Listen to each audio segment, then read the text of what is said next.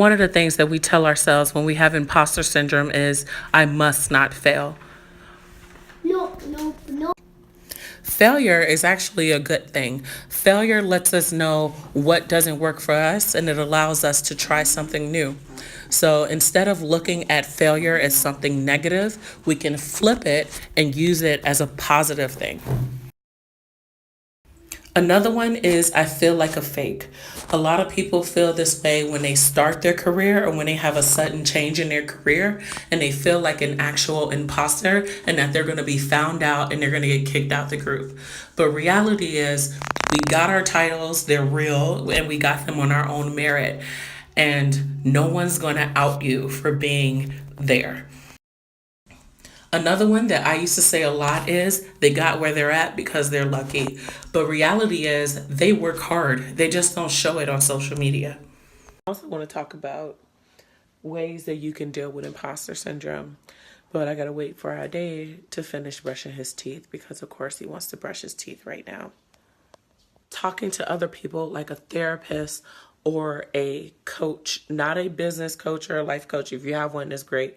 But at companies, at my last job, I had a coach that I can talk to about everything. And what you want to do, whether it's a friend, coach, therapist, is you want to get in the habit of you rationalizing your thoughts. And if you have a good friend or a therapist, they can help you work through it. I had a friend who was really, well, she's still my friend. She's still my best friend.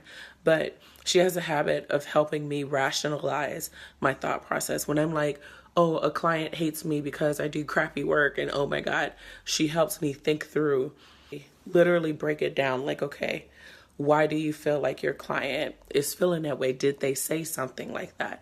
And then you're going to go through literally a breakdown of, well, no, they didn't say they hated my work. And then what I do for myself is, I don't say it out loud, even though I need to. I usually say, well, reality is, and then I talk about what's reality. Reality is, I do have clients right now. Reality is, some people do like my work.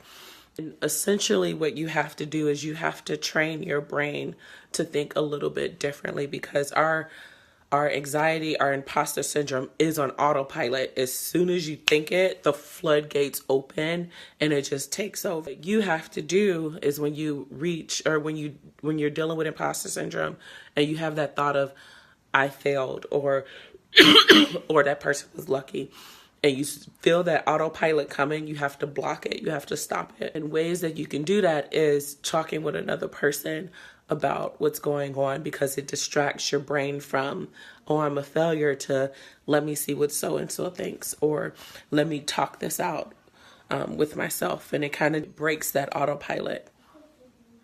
It sounds like he's messing with something metal. Okay, are you ready? Okay, let's go.